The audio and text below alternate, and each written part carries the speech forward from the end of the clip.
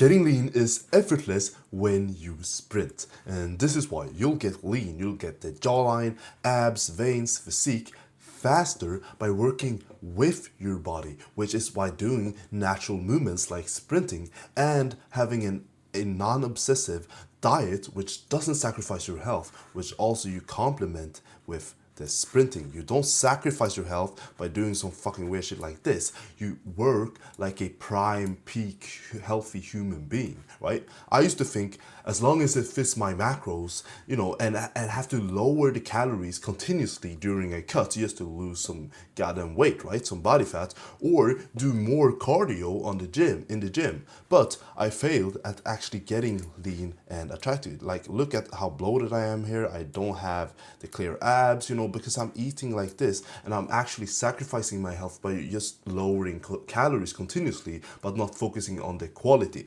Here, I've locked in with the quality of the calories that I actually consume. I stopped doing cardio, I stopped actually tracking calories, but I still got leaner. I also started doing sprinting, and I also started incorporating other natural habits and worked with my body, and I effortlessly got lean, right? Step one is going to be breathe and move like a sprinter. This is fundamental for actually building that sprinter leanness, right? So we're going to talk about the harms of mouth breathing, because mouth breathing is often what happens when you do a lot of cardio, when you do a lot of running, and you basically force your body into unnatural habits that aren't actually developing you, but de-developing you, right? Recessing you. It prevents a correct lip seal, so your lips are not actually going to be fully sealed like that. They're going to be open, your mouth going to be open, you're going to breathe through your mouth. This leads to a bad tongue posture, and a tongue tie, the thing that you get right under your tongue, will actually restrict your proper tongue posture, which means your tongue basically resting on the roof of your mouth, which is also called mewing, if you've heard of that. So in the long term, this also reverses your maxilla, which is this important bone right here. And as you can see, you can actually start looking a lot less attractive by this bone developing, basically rotating downwards and backwards instead of here upwards and forwards, right?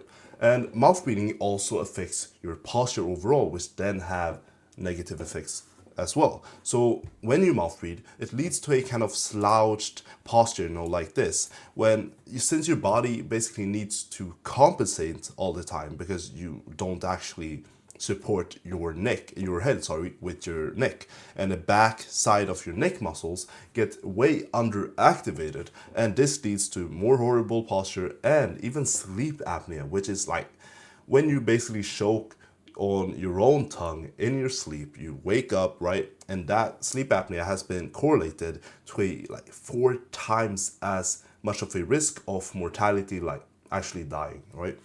And we are actually wired to pick the healthiest looking mate. And if you look at one motherfucker running, right, a marathon or something, and another guy sprinting, right, a race time, he looks a lot healthier.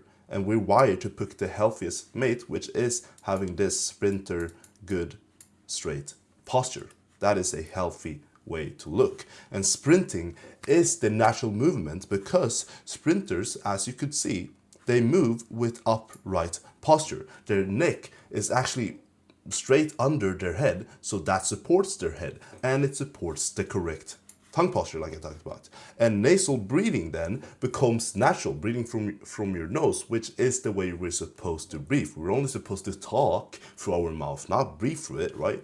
And the face then develops upwards and forwards, like I showed you, and that leads to the attractiveness we want, right? Sprinting basically uses all or most of your muscles and systems in your body.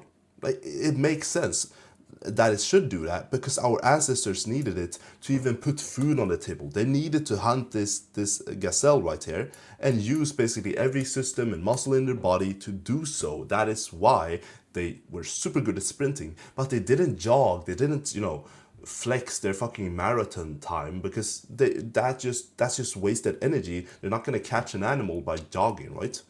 And we basically want to replicate that. And here's the full sprinting, breathing, and posture protocol that I want you to actually adopt yourself. So sprinting 3 to 4 times per week is what we're gonna be aiming for, because it trains the yaw muscles, it kickstarts correct chewing, breathing, swallowing, posture, which then kickstarts your health overall, right? And attractiveness and getting lean. So I want you to, when you're sprinting, go all out as fast as you can for 20 to 30 seconds, rest for 1 minute, and then repeat 4 to 8 times. Your first workout, maybe you'll just repeat it 4 times, have 4 sets of sprinting, right? And then you progressively move to around 8 sets per workout. And I would recommend you to do this barefoot on sand or on some grass. And if you can't do that, having shoes is fine as well. And then for your breathing overall, I want you to breathe through your nose 24/7, except when you're doing very hard, very vigorous exercise. But I actually think sprinting is not the case where you should be breathing from your mouth just because you're going all out. In sprinting, you want to go all out, but actually still only breathe from your nose. You can take a big breath through your nose when you're sprinting, because even those sprinters in race time, okay, they're gonna breathe from their nose a little bit because they're going all out. They're trying to break the world record. In their training, they're actually breathing from their nose, because that's what's healthiest for them. That will then develop them the most, right? Get them the fastest times. So breathe through your nose 24/7, and then have some micropore tape, which is this stuff you can buy on Amazon. It's super cheap. Put a little bit of it on your lips when you're going to sleep, so you basically can't talk, right? Can't open your lips, or you could basically, because it's a very light tape. So just by opening your lips, it will tape off, and you can breathe through your mouth again if you feel like it's choking you. But it's not gonna feel like it's choking you. You can still breathe through your nose, right? And that's the best case if you have that on during the night, right? And posture, you should train your neck basically with neck curls and neck extensions. So there's 2 exercises, right? As you see right here. This is the first one and this is the second one. And in neck curls, you wanna have the weight on your hairline, I would say, and basically go down and then come all the way up. You don't need to go all the way, but you could train your abs that way as well. And on the neck extensions, I like to not lie on the bench like you see here in the picture, but I like to actually just kneel down and bend over to the other side of the bench, and then do them like that with the weight on my back of my head, and then lift up. Basically, start either with no weight at all and just resist with your hands, right? So it's basically you resisting, that's the weight. Or start with a super light weight, just spam out the reps, 20, 30, 40 reps, and then you can slowly increase a little bit, right? Do around 1 to 3 sets of those 2 times, 3 times per week, right? So step 2 is going to be eating like a sprinter, and we're going to focus on quality over tracking, because guess what? If you eat in a natural way, like the natural movement sprinting, but eating in a natural way, you'll get lean effortlessly without tracking, right? Lean is default for a healthy body, but here's what you probably have experienced, right? A unhealthy lifestyle and diet basically leads to hormonal disruption. So your hormones, cortisol, testosterone, the sex hormones and stuff, they basically get disrupted. That leads to chronic inflammation in your body. And when you have disrupted hormones, your body stores fat instead of burning fat, because it thinks it's in survival mode, it's in flight or flight mode, and basically fat allows you to not eat for a longer period of time because your body can just live off the fat. So it's going to promote fat, it's going to want you to put on fat because it thinks you're dying, like starving or something. Number 3, you're gonna get chronic inflammation, so that inflammation is not gonna just go down by itself, it's gonna stay there, right? And chronic inflammation means that your metabolism slows, because there's a system called your thyroid gland inside of your body, which basically controls your metabolism, and it will slow it down because it also thinks that you're starving, so you need to save. It doesn't want you to burn calories, it wants you to save calories, and that's not good at all for actually getting lean, right? And it even leads to muscle breaking down, so you'll actually get less muscle as well. And with less muscle, you'll have a slower metabolism, like an even slower metabolism, because muscle is used for burning calories and glucose, right? So with less muscle, slower metabolism, and getting lean will start to feel impossible here. But most people actually kind of go through this because their diet are so and lifestyle are pretty unhealthy, right? So if you fix your health, your hormones, the pillar, right, the ground, the first thing, they will actually normalize. With normal hormones, your metabolism will work again through this chain I just described, and the body then naturally tends towards its leanest state.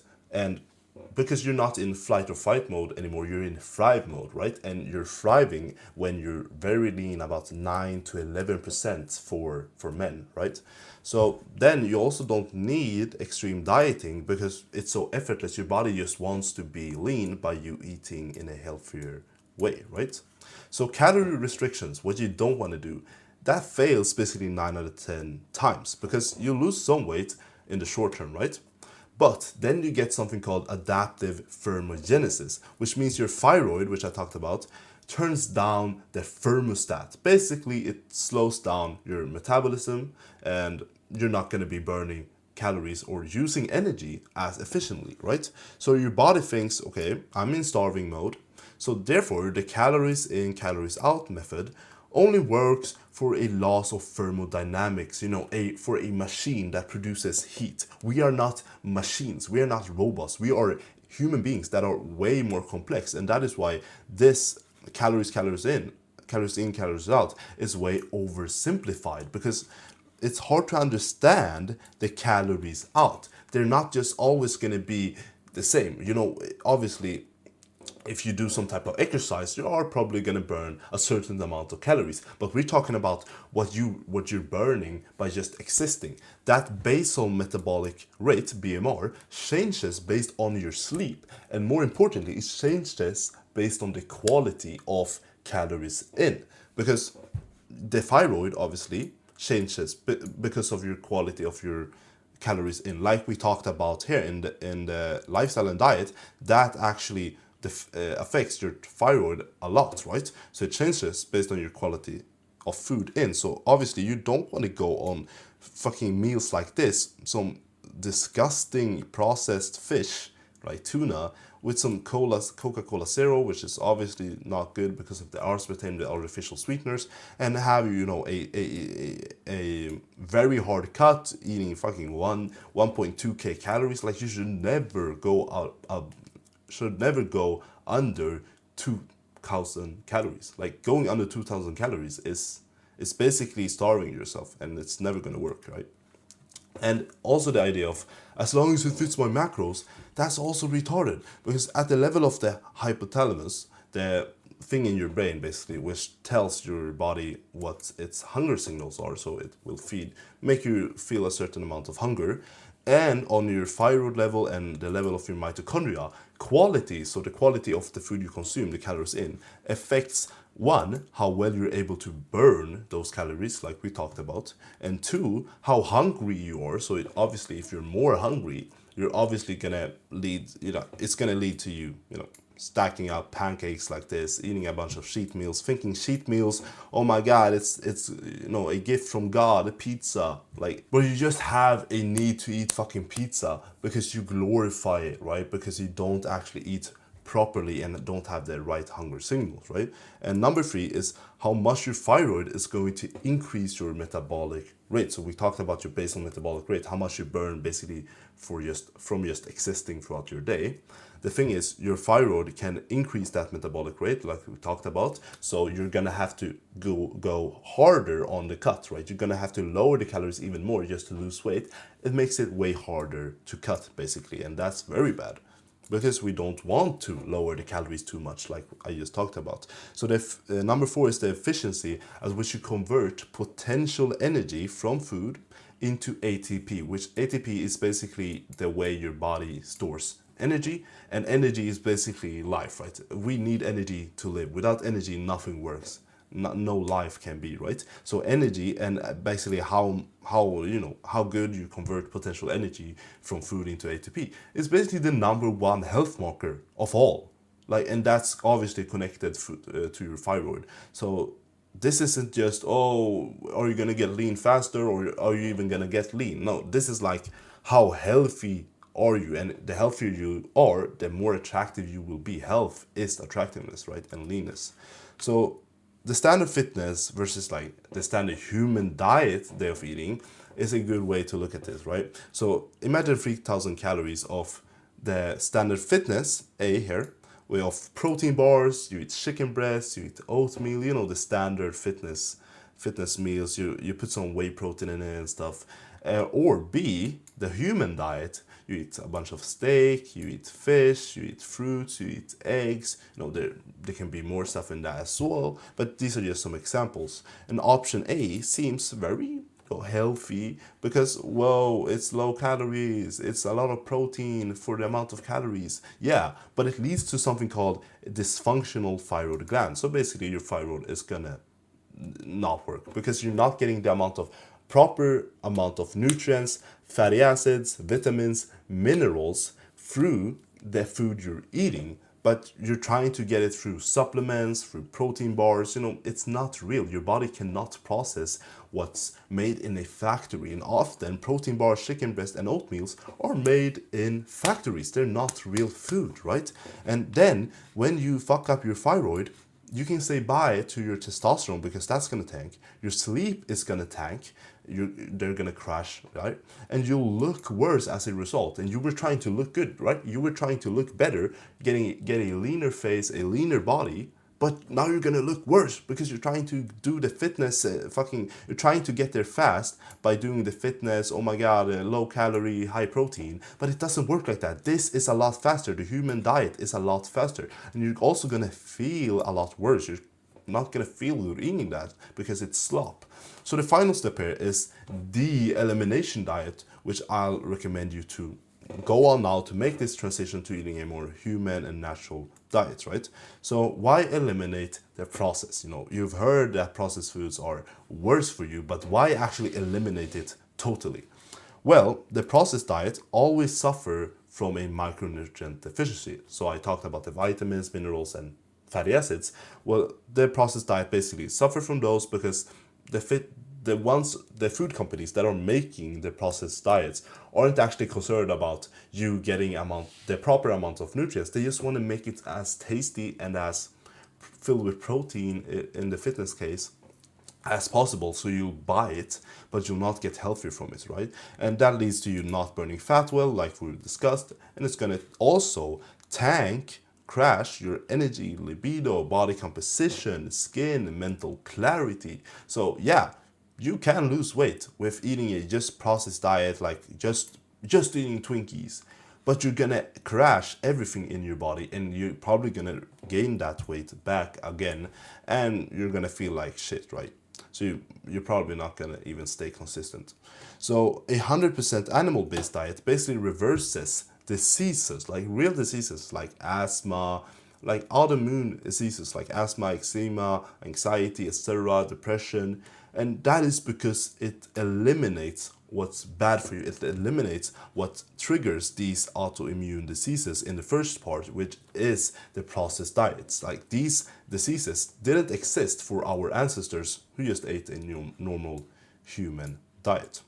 So how to start your elimination diet? This is important, right? So for week 1, your first week, I would recommend to just stick to these basic foods. So have meat. That can be any meat. That can be red meat, it can be chicken, it can be any fish, it can be lamb, but preferably maybe you mix it up, right? Have 2 types of fruits or berries. So you might have strawberries and blueberries for your berries. You might have kiwi and watermelon for your fruits. And then you can have some eggs to that, and then you can have some raw dairy. That is basically the 4 type of food groups that I would stick to in the first week to start off this elimination diet. You're gonna feel very good on this. And if you don't have access to raw dairy, I would just maybe have some goat's dairy, goat milk. That's fine, but otherwise just skip it. Just drink water. And then the next week, the following week, and the weeks continuing for you going on this diet, you can experiment adding, and it's not really a diet, it's just how you're naturally supposed to eat. But then you can experiment adding, after week 1, you can experiment adding avocado, potato or sweet potato, new fruits and berries. You can add honey, and preferably raw honey. You could add unpasteurized cheese, so raw cheese or unpasteurized. You can add some fresh veggies just to experiment if they're good or not for you. Some people are very sensitive, so carrots, paprika, some roots as well. So basically experiment, right? But always still eat this. So the basic 4 foods, still keep eating them, but experiment with this just to make it a little bit broader, because you might not want to eat just 4 food groups for the rest of your life, right? Or for the rest of your diet, or getting lean, right? So this is my current diet, which you can then experiment with, maybe test, to copy after this initial week 1. So I do mixed ground beef. So ground beef, as you see right here, 4 times per week. Then I have some fatty steak, see right here, 3 times per week, and that's red meat, right? Both of them are red, or this is a mix, so that means it's both pork, 50% pork and 50% red meat. And then I have salmon every day, 200 to 300 grams, so not super much, but a good amount of salmon, right? Get those omega-6 and stuff. And then I have 6 eggs daily. You don't have to go to 6. You can have 3, 4, 2, but 6 is good for me. I'm a bigger guy as well, so it's helps me a lot. Then I have some pomegranate, the fruit, as you see here in this bowl. I have kiwi, I have dates, I have watermelon.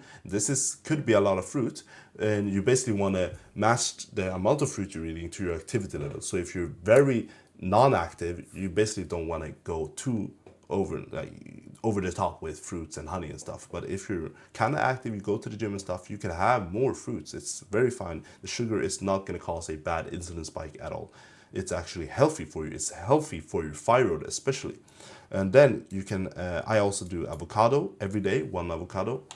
And I use tallow, which you see right here, for cooking. I don't cook in oils. That's basically the worst thing you can cook in, any oil basically.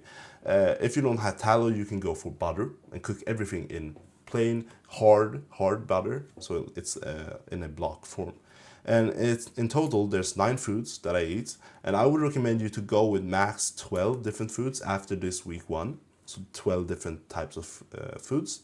And I'm currently adding raw honey to experiment. I'm gonna see how that feels for me as well.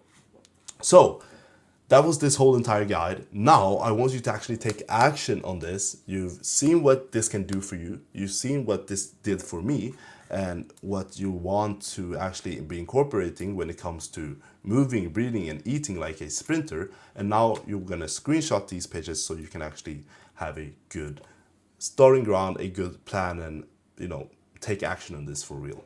So this is my current diet. You can screenshot this. You can screenshot this, how to start an elimination diet. Screenshot the protocols for sprinting, breathing, and posture. And there you go. Now you have everything you need to move, breathe, and eat like a sprinter and upgrade your health, get lean effortlessly, right? If you want some extra help, you can book a free call with the link in the top description below this video with me, where we personally speak. I help you with anything you need. Basically, it's just free advice, a free call with me. Book that if you're interested. You can also join my Discord. It's the second link in the description, and we just hang out. There's some guys there you can just talk to and hang out and ask questions and stuff. But yeah, work with your body, not against it. Peace.